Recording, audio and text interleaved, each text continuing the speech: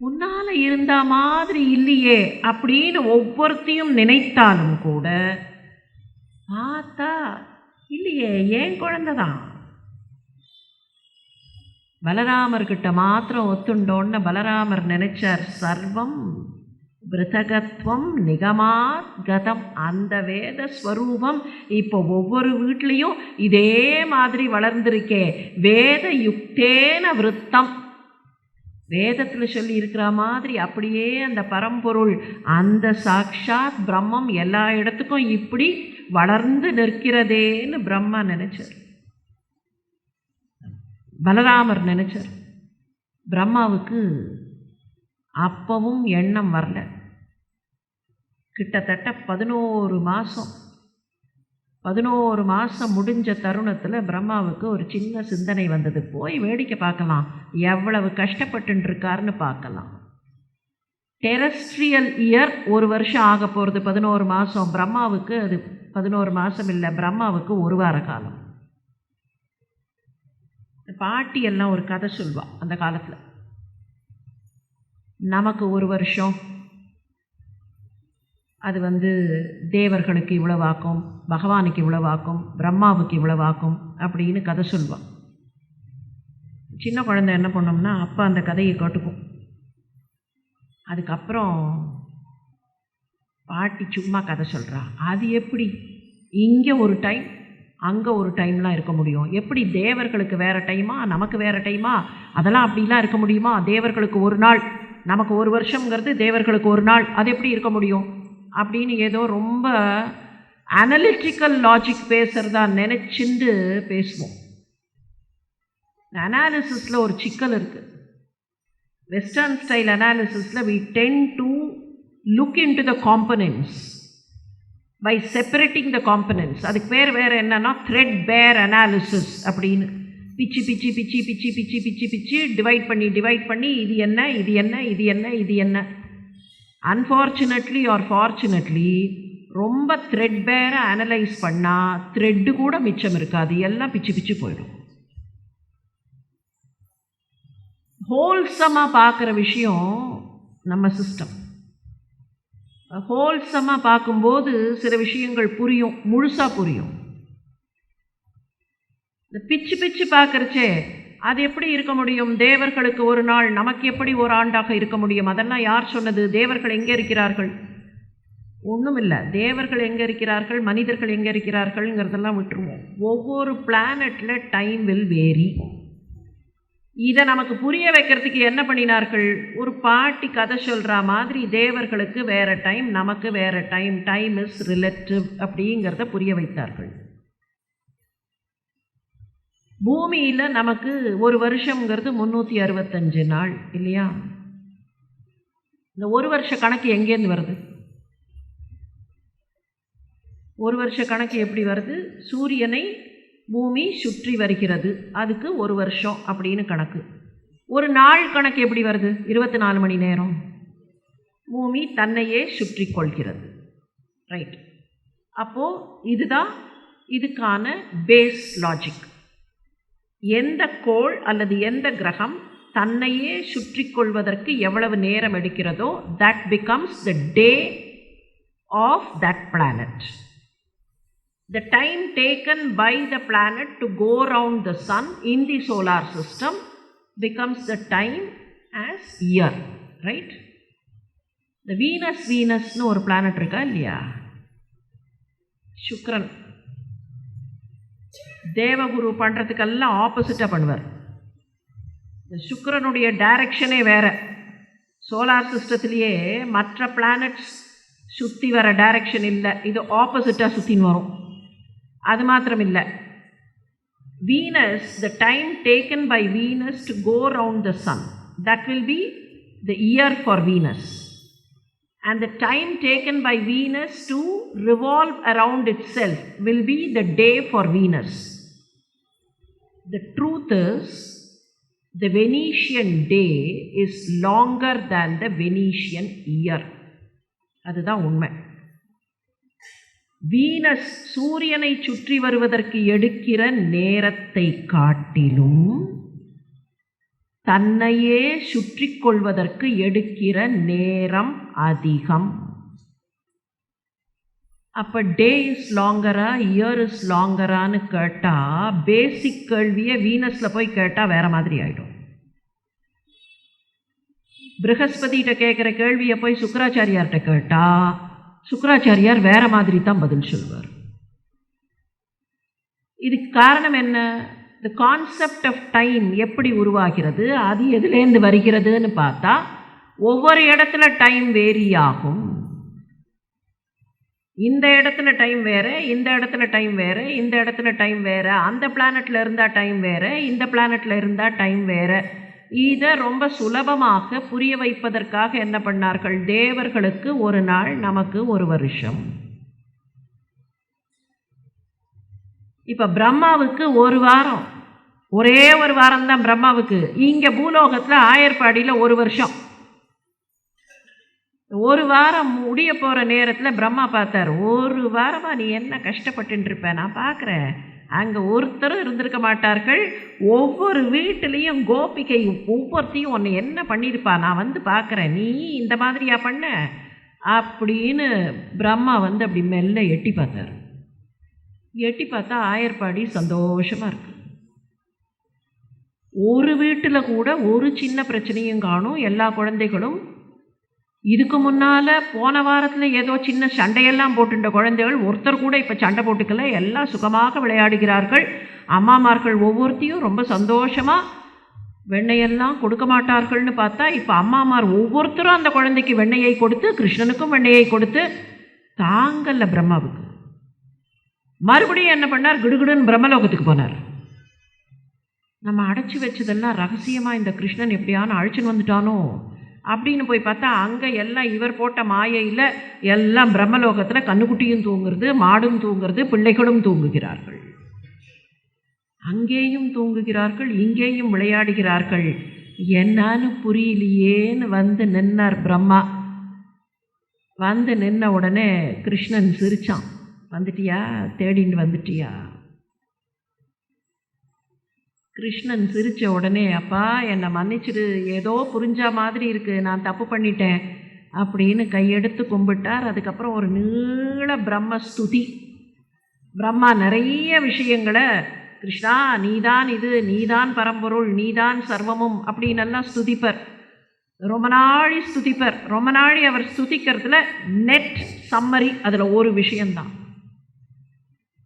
என்னன்னா, ஞானம் புத்தி அப்படின்னெல்லாம் நான் நினச்சேனே, அந்த ஞானம் பக்தி வழியாக இருந்தால் ஞானமாக இருக்கும்பா, பணிவோடு இருந்தால் அது ஞானமாக இருக்கும், இல்லைன்னா அது அஞ்ஞானமாக மாறிவிடும். பந்த மோக்ஷத்வௌ நாம ந அந்யௌ அஞ்ஞானம் அசி. என்ன காரணத்தினால பிரம்மா இதை பண்ணார்? என்னால் செய்ய முடியும் அப்படிங்கிற அந்த எண்ணம். அந்த எண்ணம் இருந்ததுன்னா, பக்தி இல்லைன்னா, அந்த பணிவு இல்லைன்னா ஞானம் கூட ஞானமாக இருக்காது. பிரம்மா ஞானத்திற்கு அதிபதினு கணக்கு, அப்படித்தானே? கல்விக்கு அதிபதினு கணக்கு. கல்விங்கிறது எப்படி இருக்கணும்? கல்வி ஞானமாக பரிமளிக்க வேண்டும். வெறும் நாலெட்ஜ் இல்லை, அறிவு வேற, ஞானம் வேற. சிக்கல் என்னன்னா, நம்ம அறிவு ஞானம் எல்லாத்தையும் போட்டு கன்ஃபியூஸ் பண்ணிக்கிறோம். அப்பப்போ அறிவு வெளியிலிருந்து கிடைப்பது. அதனால தான் பிரம்மாவுக்கு 4 தலை, 4 டைரக்ஷனுக்கு. You get all the extraneous inputs. பிரம்மாவினுடைய 4 தலை மாதிரி தான் நம்முடைய பொறிகள். கண்ணு பார்க்கும், அதுலேருந்து கிடைக்கிற விஷயம். காது கேட்கும், அதுலேருந்து கிடைக்கிற விஷயம். கை தொடும், தொடுவதனால் கிடைக்கிற உணர்வுகள், அதிலேருந்து கிடைக்கிற விஷயம். இதெல்லாம் சரி. ஆனால் இது உள்ளுக்குள்ளே போய் சரியாக ப்ராசஸ் ஆகணும். சரியாக ப்ராசஸ் ஆகி உள்முகமான பார்வையோடு சேர்ந்து வந்தால் தான் அது ஞானமாக பரிமளிக்கும். இல்லைன்னா என்னால் முடியும் அப்படிங்கிற அந்த அகங்காரத்தில் போய் நின்றுடும். அகங்காரம்தான் பெரிய ராட்சசத்தனம். ராட்சசத்தனம்னு சொல்கிறோமே, ராட்சசர்கள் கதையை ஒவ்வொரு ராட்சசனை அழிக்கிறதுக்கு தான் பகவான் அவதாரம் எடுக்கிறார். அப்படி பார்த்தா ராட்சசனாக இருந்தால் பகவான் சீக்கிரம் நம்ம எதிரில் வந்துடுவாரோ? அப்படி தோணுமா இல்லையா? அந்த ராட்சசன் பெருமைப்பட்டுக்கலாம், எனக்காக பகவான் வந்தார், எல்லாருக்கும் கிடைச்சார், எனக்காகத்தானே பகவான் வந்தார் அப்படின்னு சொல்லலாமே. ராட்சசர்கள்னா என்ன அர்த்தம்? இந்த ராட்சசர்கள்னா நிறைய தபஸ் பண்ணார்கள். கிருஷ்ணர் சொல்றாரு, அம்மா சுதபரும் நீயும் கிருஷ்ணியும் சுதபருமாக இருக்கும்போது நீங்கள் 12,000 வருஷம் தவம் செய்தீர்கள். ஆனால் உங்கள் மனசுக்குள்ள ஒரு ஆசை இருந்துட்டே இருக்கு. என்ன ஆசை? கிருஷ்ணனை போல ஒரு மகன் தனக்கும் பிறக்க வேண்டும், பரம்பொருளை போல அதே வாமம் தனக்கும் மகனாக பிறக்க வேண்டும்ங்கிற ஒரு ஆசை இருக்குது. அப்படின்னா அந்த ஆசை இந்த பூலோகத்தில் தான் நிறைவேறும். எனவே உங்களுக்கு முக்தியோ மோட்சமோ இல்லை, நீங்கள் தான் இங்கே திரும்ப திரும்ப திரும்ப திரும்ப எனக்கு தந்தையும் தாயுமாக பிறக்கிறீர்கள் அப்படின்னாரே. கிட்டத்தட்ட இதே தான் துருவனுடைய நிலைமையும். துருவனும் என்ன ஆசைப்பட்டான்? நான் பெரிய லோகத்தை ஆள வேண்டும் அப்படின்னு ஆசைப்பட்டான். அந்த ஆசையை அப்படியே நிறைவேற்றி கொடுத்தாரே தவிர 6 மாதம்தான் தபஸ் பண்ணான் அவன். ஆனால் உக்ரமாக தபஸ் பண்ணான்.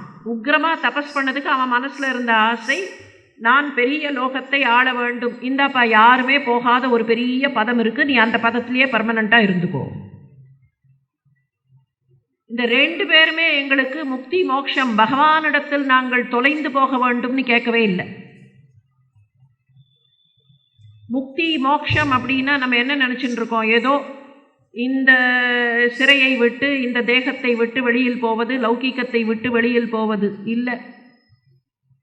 இந்த தேகத்தில் இருந்தவர்கள், பூலோகத்திலேயே இருந்தவர்கள் ஜீவன் முக்தர்களாக இருக்கிறார்கள். எப்ப சாத்தியம் அது? பூரண பக்தியில சாத்தியம். பூரண பக்திங்கிறது என்ன? பூரண பக்தி does not want a separate identity. அதுதான் அதனுடைய பேஸ். நான் இன்னார் என்கிற ஐடென்டிட்டி இல்லாமல் இருந்தால் அது பூரண பக்தியில் கொண்டு போய் விடும். சுய அபிமானம்.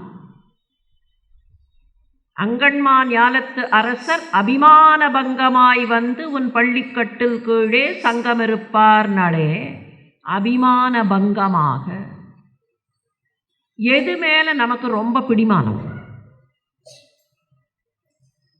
ஆரம்பத்தில் பிடிமானம் நிறைய விஷயங்கள் மேலே இருக்கும். அப்புறம் கொஞ்சம் கொஞ்சமாக சில பிடிமானங்கள்லாம் விட்டு போகும். இருந்தாலும் சொந்தம் பந்தம் அந்த பிடிமானம் அவ்வளவு லேஸில் விடாது. அதுக்கப்புறம் மகன் மீது, மகள் மீது, அப்புறம் அதுவே பேரன் மீது, பேத்தி மீது, ஏதோ ஒன்று அப்படியே சுற்றின்னு வரும். இதையெல்லாம் மீறி ஒரு பிடிமானம் எங்க? இதெல்லாம் கூட வேண்டாம், இந்த பொருட்டு கூட வேண்டாம் அப்படின்னு சொல்லி போய் நிற்கிற இன்னும் ஒரு சிங்குலர் பிடிமானம். தேவகிக்கு கல்யாணம்னு சந்தோஷப்பட்டானே சகோதரன், சொந்த சகோதரன் இல்லை, ஒன்று விட்ட சகோதரன் தான். அந்த ஒன்று விட்ட சகோதரன் அவனே தேர ஓட்டினான், ராஜாவே தேர ஓட்டினாங்கிறது பெரிய விஷயம்தானே. ஆனால் அந்த அசரீரி என்ன சொல்லித்து, இவளுக்கு பிறக்கிற பிள்ளைக்கு அந்த பிள்ளை உன்னை அழித்து விடும். இவ்வளவு நாடி அவ மேலே வச்சிருந்த பாசம், குடும்பத்து மேலே வச்சிருந்த பிடிமானம், தங்கை சகோதரின்னு நினைச்ச அந்த பாசம் பிடிமானம் எல்லாம் உடனே கட்டாச்சு. என்ன காரணம்? நான் என்னை அவன் அழித்து விடுவான் உடனே அது வரைக்கும் இருந்த ஆசை, பாசம், சொந்தம், பந்தம் எல்லாம் போச்சு. எந்த சகோதரிக்காக தேரை நான் ஓட்டுகிறேன்னு சொன்னானோ அந்த புதுமண தம்பதியரை கொண்டு போய் ஜெயிலில் போட்டான். அப்போ தி அல்டிமேட் பிடிமானம் எங்க இருக்குன்னா மத் அபிமானம். நான்கிற அந்த அபிமானம், நான் செய்து விடுவேன், ஐ கேன் டூ, அந்த மத்து தான் அகங்காரம் மமகாரம் எல்லாமாக. I will be able to do. அந்த ஐ எங்கேருந்து வந்தது? What is that I? என்னோடது, நான். அந்த நான் என்ன? இந்த நான்கிற கேள்வி தான் பெரிய கேள்வி. நான் என்னங்கிற கேள்வி தான் the ultimate question and the only sensible question that needs to be answered. அவரவர்கள் பேர் மேலே ஒரு பிடிமானம் வச்சுருக்கோமா இல்லையா? இந்த நான்கிறது is a kind of identity that we develop. நானுடைய முழு பரிமாணத்தை இந்த பேர் மேலே வச்சிருக்கிற அபிமானத்தில் கண்டுபிடிக்கலாம். பேருன்னு ஒவ்வொருத்தருக்கும் ஒரு பேர் இருக்குது. வாட்ஸ் இன் அ நேம் அப்படின்னு சொல்லுவோம். சொல்கிறது தான் வாட்ஸ் இன் அ நேம். ஒன்றும் வேண்டாம். ரொம்ப நாளாக தெரிஞ்ச ஒரு ஃப்ரெண்டு, ஒரு 10 வருஷமாக தெரியும். அவர் வீட்டில் ஒரு கல்யாணம். 10 வருஷமாக ஃப்ரெண்டு தான். கல்யாண பத்திரிகையில் பேரை எழுதி கொடுக்குறார். பேரை எழுதி கொடுக்குறச்சே பேரை கொஞ்சம் மாற்றி எழுதிடுறாருன்னு வச்சுப்போம். என்ன நடக்கும்? அவர் அந்த பக்கம் போன உடனேயே, இவ்வளவு நாளாக தெரியும் ஃப்ரெண்டுன்னு பேர், என் பேரை ஒழுங்காக கூட எழுதலை, என் பேர் கூட சரியாக தெரியலை, கல்யாணத்துக்கு போகணுமா வேண்டாமான்னு நாளைக்கு டிசைட் பண்ணிக்கலாம். So what? அந்த பேரை கொஞ்சம் மாற்றி எழுதிட்டா என்ன ஆகிட போகிறது? ஸ்பெல்லிங்கை மாற்றி எழுதிட்டா என்ன? 2 இன்ச்சு குறைவோமா 2 இன்ச்சு கூடுவோமா? என்ன நடக்க போகிறது? பெருசாக உலகம் அப்படியே தசை திரும்பி போயிடுமா? இல்லை தராஜ்வரம் ஏதாவது வந்துடுமா? இந்த தரணிக்கு நோய் பிடித்து விடுமா? என்ன இப்போ? பேரை கொஞ்சம் மாற்றிட்டா ஒத்துக்கிறோமா? அப்போ அந்த பெயர் மீது பிடிமானம். This is my identity. இந்த ஐடென்டிட்டியை நான் விட்டுட மாட்டேன். சரியான பக்தி, முறையான பக்தி அந்த ஐடென்டிட்டியை பற்றி கவலைப்படாது. அந்த ஐடென்டிட்டி வேண்டாம் என்று நினைக்கும் அந்த ஐடென்டிட்டியை தொலைத்து விடும். பிரம்மாவுக்கு அறிவு இருந்தது, ஆனால் அது ஞானமாக பக்குவப்படவில்லை. அதனால தான், அந்த ஞான பக்குவம் இல்லாததுனால தான், நான் சிருஷ்டிகர்த்தாவாக இருக்கும்போது நீ எப்படி இங்கே சந்தோஷமாக இருக்க? நான் உன்னை சிருஷ்டி பண்ணலை, ஆனால் நீ எப்படி இங்கே மகிழ்ச்சியாக இருக்கிறாய்? அதனால தான் பிரம்மாவை வச்சு இந்த விளையாட்டு விளையாடி, அதே பிரம்மா வந்து, அப்பா மன்னிச்சிடுப்பா, ஞானம் என்பது பக்தி இல்லாமல் ஞானமாக இருக்காது. மத் அபிமானம், என்னோட பேருக்கு இருக்கிற மகிமை, என்னுடைய ஐடென்டிட்டி. ஆண்டாள் நாச்சியார் என்ன கேட்டா? எற்றைக்கும் 7 பிறவிக்கும் உந்தன்னோடு உற்றோமேயாவோம், உனக்கே நாம் ஆட்செய்வோம், எனக்குன்னு செப்பரேட் ஐடென்டிட்டி இல்லை, I am part of you. கோபிகைகள் கோபிகைகள்னு சொல்கிறோமே, ஆயர்பாடியினுடைய அந்த பெருமை.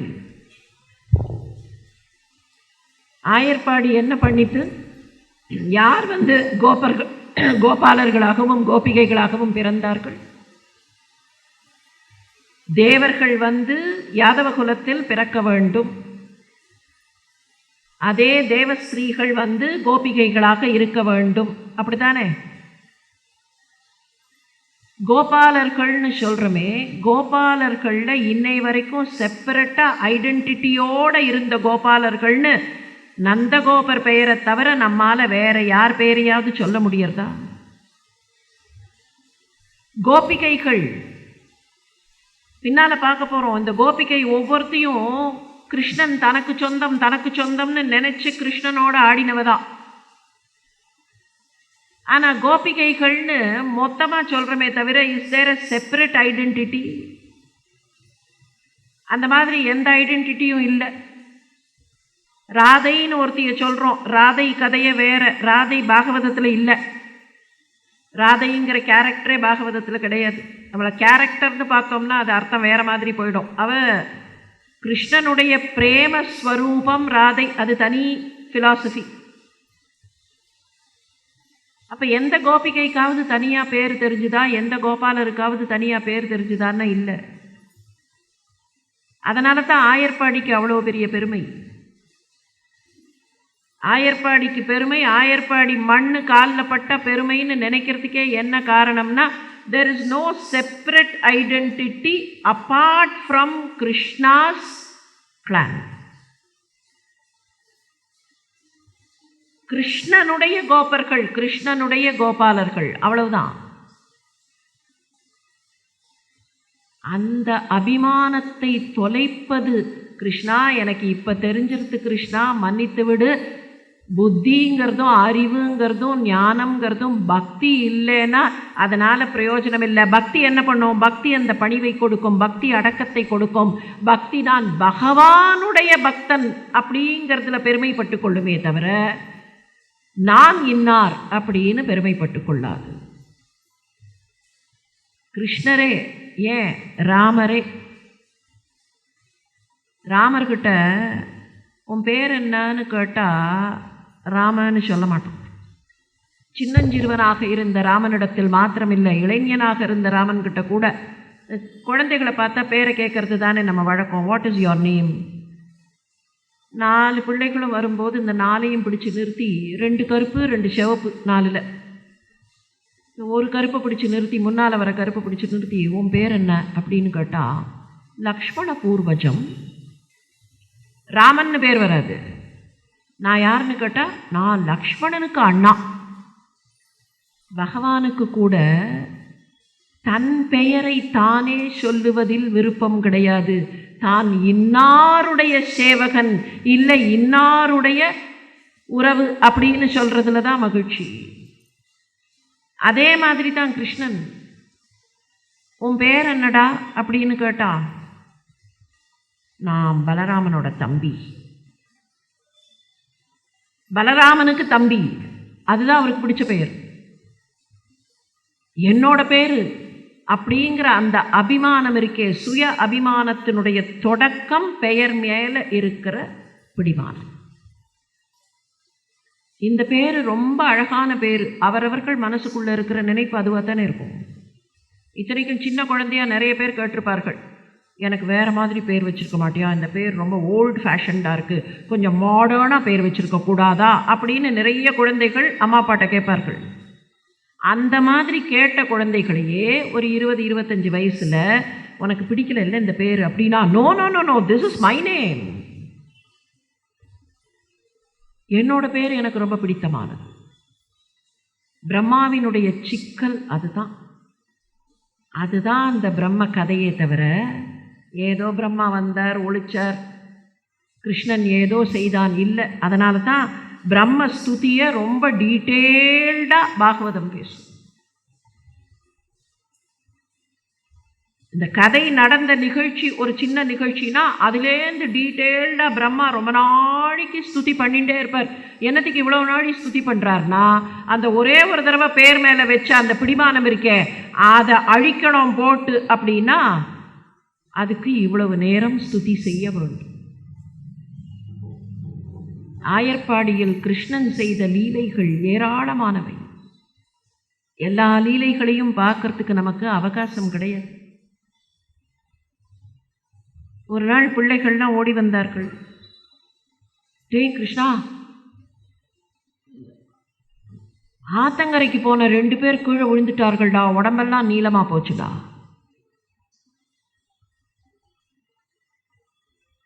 இதை சொல்லி முடிக்கிறதுக்குள்ளேயே இன்னும் 2 பேர் ஓடி வந்தார்கள்.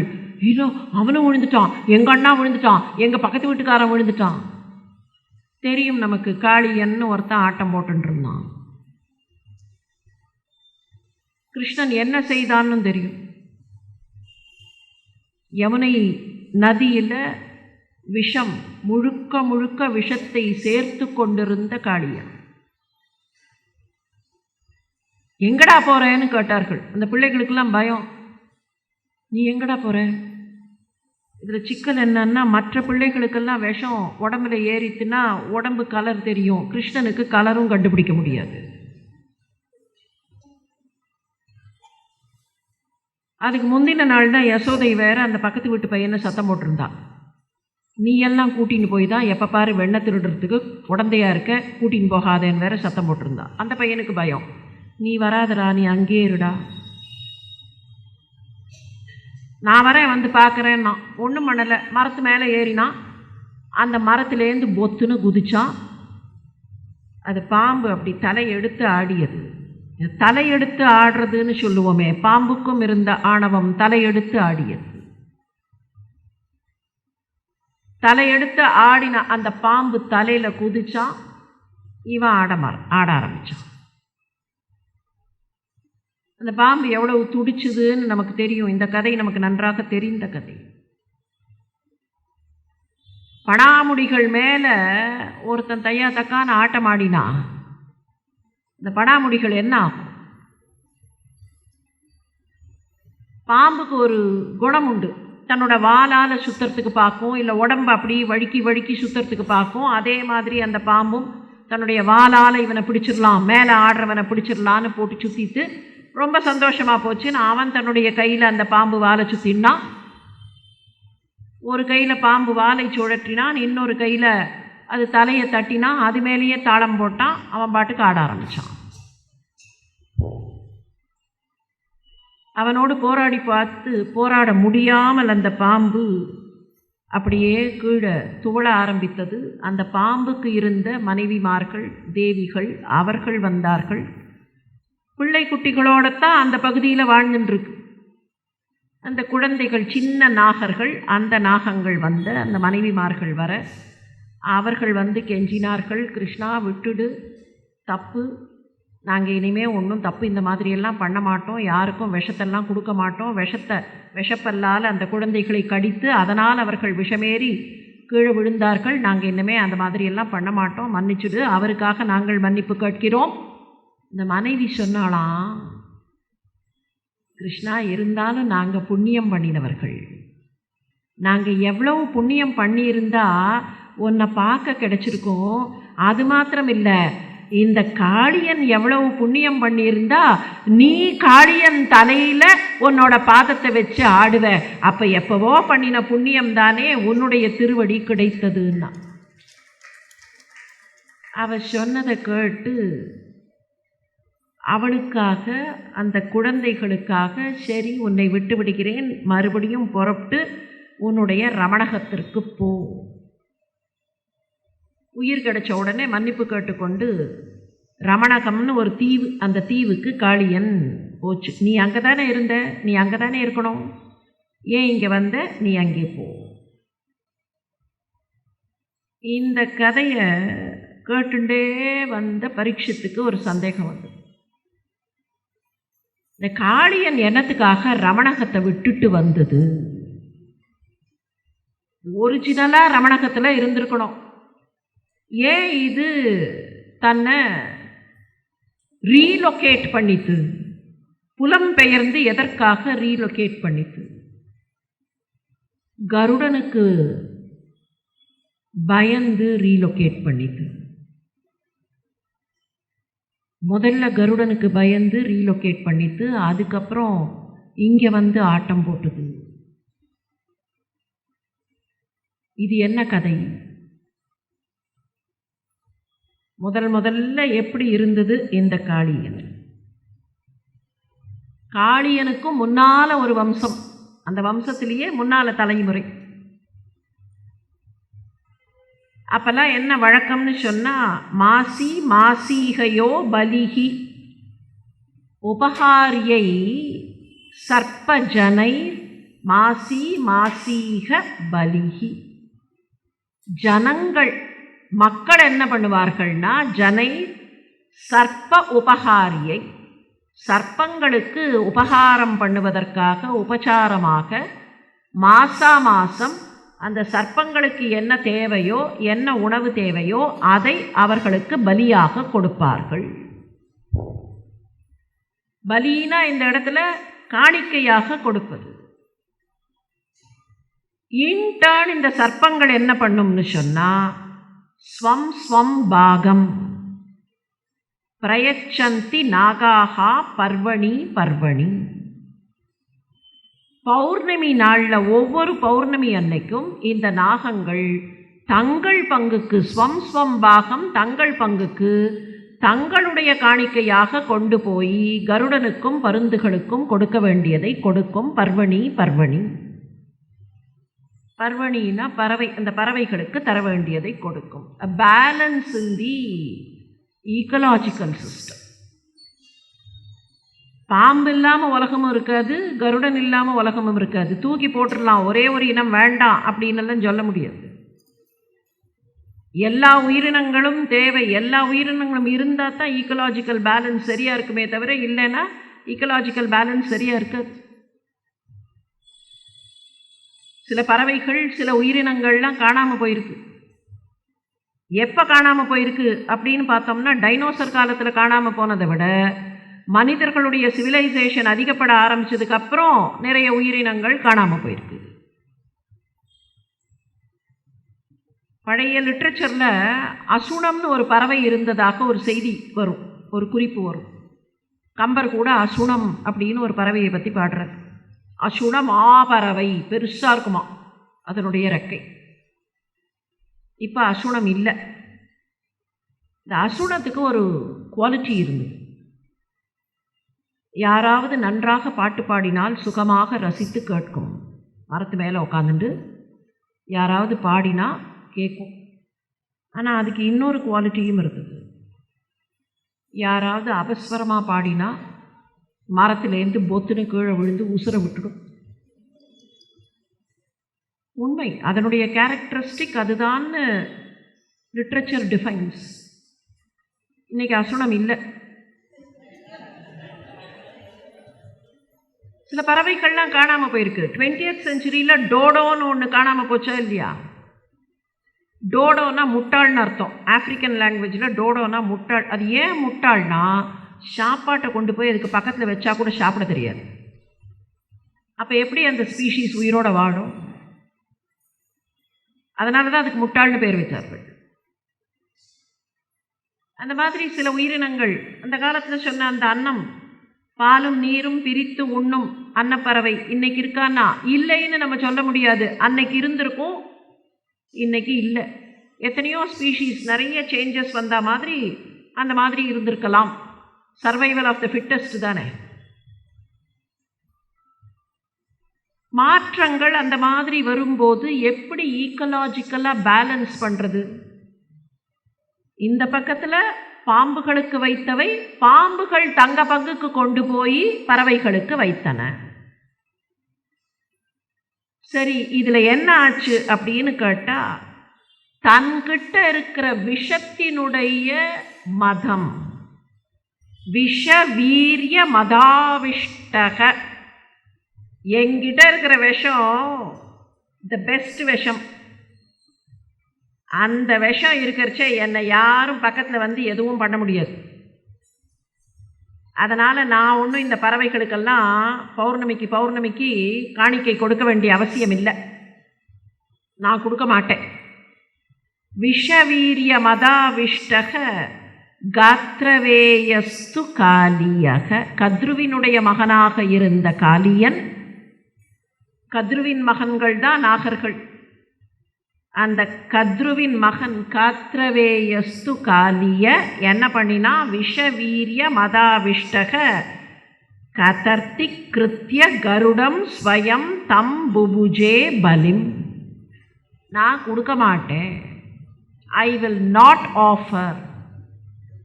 இப்போ கருடனுக்கு கோபம் வந்தது. நீ கொடுக்க வேண்டியதை கொடுக்கலையா? எங்களுக்கு நீ எல்லா நாளும் கொடுக்கல, பௌர்ணமி கொடுக்குற, அப்போ எங்களுக்கு கொடுக்க வேண்டியதை நீ கொடுக்க வேண்டியது தானே. கொடுக்கல. உனக்கு ஏன் கொடுக்கல? ஏன் உங்ககிட்ட விஷம் இருக்குங்கிற தைரியமா? இதை கேள்விப்பட்டோன்ன தத் ஸ்ருத்வா பகவத் பிரியக, பகவானுக்கு ரொம்ப பிரியமாக இருக்கிற மகாவேக, மகாவேகம் பொருந்திய விஜிகாம்சுர் காலியம் சமுபாத்ரவே. காலியன் எங்கே இருக்கானோ அவனை அங்கேயே போய் நான் அழிச்சிடுறேன், என்ன நினச்சிட்டு இருக்கான் அப்படின்னு கருடன் அங்கேருந்து பறந்தான். கருடனுக்கும் காளியனுக்கும் மிகப்பெரிய சண்டை வந்தது. தன்னுடைய தலையை அப்படி பணாமுடிகளை தூக்கி தூக்கி, என்கிட்ட விஷம் இருக்கே, இந்த விஷத்தை வச்சு நான் உன்னை கொட்டிடுவேன், நீ என்னை ஒன்றும் பண்ண முடியாது. ஏதாவது ஒரு விஷயம் நம்மக்கிட்ட பலமாக இருக்குது, மற்றவர்களை காட்டிலும் நம்மக்கிட்ட அதிகமாக இருக்குன்னா அதுவே ஆபத்து. என்கிட்ட இது இருக்குது அப்படிங்கிற ஒரு தைரியம் வந்ததுன்னா அடுத்தவர்களுக்கு நான் தீங்கு செய்யலாம்ங்கிற எண்ணம் கூடவே வந்துடும். அதுதான் இங்கே விஷவீரிய மதம். அதுக்கு பேரே என்ன சொன்னார் வியாசர்னா விஷவீரிய மதம். கருடன் சண்டை போட ஒன்றை விட்டேனா பாரு அப்படின்னு அந்த கருடனும் சண்டை போட 2 பேரும் மாற்றி மாற்றி போட்ட சண்டையில் கருடன் விடுறதா இல்லை. தன்னுடைய அலகை வைத்து கொண்டு குத்திய குத்துல கடைசியில் காளியனால் அங்கே இருக்க முடியல. நான் அங்கேருந்து போயிடுறேன், நான் தப்பிச்சுன்னு போயிடுறேன். அங்கேருந்து தன்னுடைய இனத்தையும் அடைத்து கொண்டு கிருதம் விவேஷ காலிந்திய ஆஸ்தத கம்யம் துராசதம். எங்க கருடன் இருக்க முடியாதோ அந்த இடத்திற்கு தான் வந்து ஒளிந்து கொண்டான். யமுனையில் கருடன் வராது. ஏன் யமுனைக்கு கருடன் வராது? காளியன் வந்து ஒளிந்து கொண்ட அந்த சமயத்தில் கருடன் யமுனை கரைக்கு வராது. ஏன் வராதுன்னா அதுக்கு ஒரு முன்கதை. இந்த கருடன் என்ன பண்ணிட்டு, சௌரபின்னு ஒரு முனிவர் இருந்தார். அவர் யமுனை கரையில் இருந்தார். கருடன் அப்பப்போ பறந்து வரும். இந்த முனிவர் என்ன சொன்னார்னா, இங்கே இருக்கிற மீன்கள் எல்லாம் பிடிக்காத, உனக்கு மீன் வேணுன்னா வேற எங்கேயாவது போய், இந்த மீன்கள் எல்லாம் பிடிக்காத. மீனை பிடிச்சேன்னா எனக்கு கோபம் வரும், இங்கே மீன் பிடிக்காத. கருடன் ஒரு தடவை அங்கே வந்தது. மீனை பிடிக்கக்கூடாதுன்னு சௌரபி ஆணை போட்டிருக்காருன்னு தெரியும். இருந்தாலும் கருடனுக்கு அன்னைக்குன்னு பார்த்து பசி தாங்கலை. என்னால் இருக்க முடியல, எனக்கு பசிக்கிறது, அதனால் மீன் வேண்டும்னு மீனை பிடிச்சிருது. சௌரபிக்கு விஷயம் தெரிஞ்சோடனே சௌரபி கருடனுக்கு சாபம் கொடுத்தார். கருடன் இங்கே வந்தால் இறந்து போவான்னு சாபம் கொடுத்தார். இந்த சாபம் காளியனுக்கு தெரிஞ்சதுனால இங்கே வந்து ஒளிந்து கொண்டால் கருடனால் நாம் பிடிக்கப்பட மாட்டோங்கிற தைரியத்தில் தன்னுடைய விஷம் தன்கிட்ட இருக்கு, இன்னமும் அந்த விஷம் இருக்கு, அந்த விஷத்தை வைத்து கொண்டு பிழைத்து கொள்ளலாம்னு வந்து இப்போது சிக்கி கொண்டது. நீ மறுபடியும் ரமணகத்துக்கே போ. இங்கேயும் விஷயம் என்னன்னா, என்கிட்ட இருக்கிற என்னுடைய பலம், இந்த பலத்தை வைத்துக்கொண்டு நான் மற்றவர்களுக்கு துன்பம் கொடுப்பேன். என்கிட்ட இருக்கிற அறிவு பலம், அதை வைத்துக்கொண்டு மற்றவர்களுக்கு துன்பம் கொடுத்தாலும் அது விஷம்தான். என்கிட்ட இருக்கிற தபோபலம், அதை வைத்துக்கொண்டு மற்றவர்களுக்கு துன்பம் கொடுத்தாலும் அது விஷம்தான். என்கிட்ட இருக்கிற ஃபிசிக்கல் மைட், அதை வைத்துக்கொண்டு துன்பம் கொடுத்தாலும் விஷம்தான். என்கிட்ட இருக்கிற விஷம், அதை வைத்துக்கொண்டு துன்பம் கொடுத்தாலும் அது விஷம்தான். அதனால தான் காளியன் தலையில் ஏறி ஒரு ஆட்டம் ஆடினார். காளியன் நர்த்தனம் ஆடினார்னா காளியனுடைய விஷத்தை அடக்குவதற்காக. சொல்ல போனால் பாம்பு படுக்கையிலேயே படுத்துட்டு இருக்கிறவருக்கு பாம்பு ஃப்ரெண்டாக தானே இருந்திருக்கணும். அந்த பாம்பை பிடிச்சி அது தலையில் ஆடுறாருன்னா வேற ஒன்றுமே காரணம் இல்லை. எப்போ அவரவர்கள் தங்களுடைய பலத்தையே அதீதமாக நினைத்து கொண்டு மற்றவர்களுக்கு துன்பம் தர ஆரம்பிக்கிறார்களோ அப்போ அந்த பலமே விஷமாக மாறுகிறது. ஒரே ஒரு செய்தியை மாத்திரம் இன்னைக்கு நினைத்து, கிருஷ்ணர் அங்கே யமுனை கரையிலேயே இருக்கட்டும், நாம் மறுபடியும் போய் அவரை யமுனை கரையில் நாளைக்கு சந்திப்போம். இந்த ராட்சசர்கள் அப்படின்னு பார்க்குறோமா இல்லையா? இந்த சந்தர்ப்பத்தை பொறுத்த வரைக்கும் காளியன் ராட்சசன்தான். காளியன் எப்படி ராட்சசனாவான்? அவன் பாவம் யமுனை கரையில் வந்து நின்றானே, பாம்பு தானே, பாம்புக்கு விஷம் தானே. பாம்புக்கு விஷம் வேண்டாம்னு சொல்லலை, ஆனால் அது அப்யூஸ் பண்ணினால் அதையே அங்கிருந்து அனுப்ப வேண்டிய அவசியம் வந்தது. ராட்சசர்கள்னு சொல்கிறோமா இல்லையா? ராட்சசர்கள் எப்படிப்பட்டவர்கள்? ராட்சச அப்படின்னு சொல்கிறோமே, அந்த ராட்சசர்கள் எப்படிப்பட்டவர்கள்? தங்ககிட்ட இருக்கக்கூடிய அறிவின் பலத்தை ஏதோ ஒரு விதத்தில் அறிவு. அந்த அறிவை குயுக்தியாக பயன்படுத்துபவர்கள் ராட்சசர்களாக மாறுவார்கள். இப்போ காளியன் என்கிட்ட விஷம் இருக்கு, இந்த விஷத்தை வச்சு நான் எல்லாரையும் எப்படி ஏமாத்துறேன் பாரு, அது குயுக்தி தானே. தன்கிட்ட விஷம் இருக்குங்கிற அறிவு இருக்கிறதுனால வரக்கூடிய குயுக்தி தானே. இன்னவே இன்டெலிஜென்ஸோட குயுக்தி. இன்டெலிஜென்ஸை குயுக்தியாக பயன்படுத்தினா அவர்கள்தான் ராட்சசர்கள். ஒரே ஒரு சின்ன எக்ஸசைஸை அவரவர்கள் வீட்டுக்கு போய் ஒரே ஒரு முறை பண்ணி பார்த்தா கூட போகிறோம். வீட்டுக்கு போய் கூட இல்லை, மானசீகமாக பண்ணினா கூட போகிறோம். ராட்சசன்னு ஒரு வார்த்தை இருக்கா இல்லையா? இந்த வார்த்தையை in any Indian language, in the sense in any phonetic language, ராட்சச அப்படின்னு எழுதுறது. தமிழ் எழுதினாலும் சரி, ரா க்ஷ ச, இல்லை நாகரியில் எழுதினாலும் சரி, எழுதிட்டு for once, only one time, read it from this side, not from left to right, right to left. என்ன வரும்? ராக்ஷச, சக்ஷரா. அம்பாளுக்கே அப்படி ஒரு திருநாமம் இருக்கா? சக்ஷரா, அக்ஷரா, சக்ஷரா. என்ன அர்த்தம்? அக்ஷரானா படித்தவர்கள், படித்தவள். அக்ஷர அப்படின்னா படித்தவர்கள். சக்ஷரானா நிறைய படித்தவர்கள். நிறைய படித்தவர்கள் தடம் புரண்டால் ராட்சசர்கள். பிரச்சனை எங்கன்னா, நிறைய படிச்சுட்டதான் நினச்சி, நிறைய விஷயங்களை சேகரிச்சதான் நினச்சி ஐ எம் இன்டெலிஜென்ட் அப்படின்னு சிந்திக்கும்போது அதுவே எங்கேயோ ராட்சசத்தனத்தில் கொண்டு போய் விட்டுடும். அதனால தான் அறிவுக்கு அதிபதியாக இருக்கிற பிரம்மா குழந்தைகளை மறைத்து வைக்கிற ராட்சசத்தனத்தை செய்தார். பிரம்மாவை ராட்சசன்னு சொல்ல முடியாது, ஆனால் பண்ணினது தப்பு தானே. குழந்தைய கொண்டு போய் மறைச்சு வைக்கிறதுங்கிறது என்ன? அந்த தாயை பொறுத்த வரைக்கும், தந்தையை பொறுத்த வரைக்கும், அந்த தாய்ப்பசுவை பொறுத்த வரைக்கும் அது ராட்சசத்தனம் தானே. சாதாரணமாக விஷமே பலமாக இருக்க வேண்டிய ஒரு சர்ப்பம் தன்னுடைய விஷத்தை வைத்துக்கொண்டு மற்றவர்களை அழிக்கலாம், மற்றவர்களுக்கு துன்பம் தரலாம்னு நினைக்கும் போது அந்த சர்ப்பமே யமுனையில் இருந்தால் கூட யார் பாம்பு படுக்கையில் படுக்கிறானோ அவனிடத்திலேயே அடி வாங்க வேண்டிய, அவனிடத்திலேயே அழிவை பெற வேண்டிய ஒரு அவசியம் ராட்சசத்தனத்தால் ஏற்பட்டது. அப்போ ராட்சசத்தனம் குறைய வேண்டும்னா, ஏன்னா பாகவதமே அங்கே தானே ஆரம்பிக்கிறது.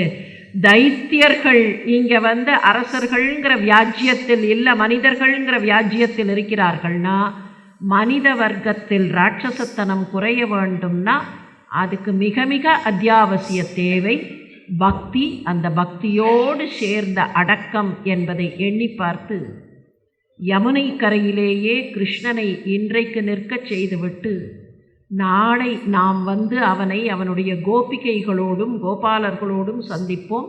அதுவரை நன்றி, வணக்கம்.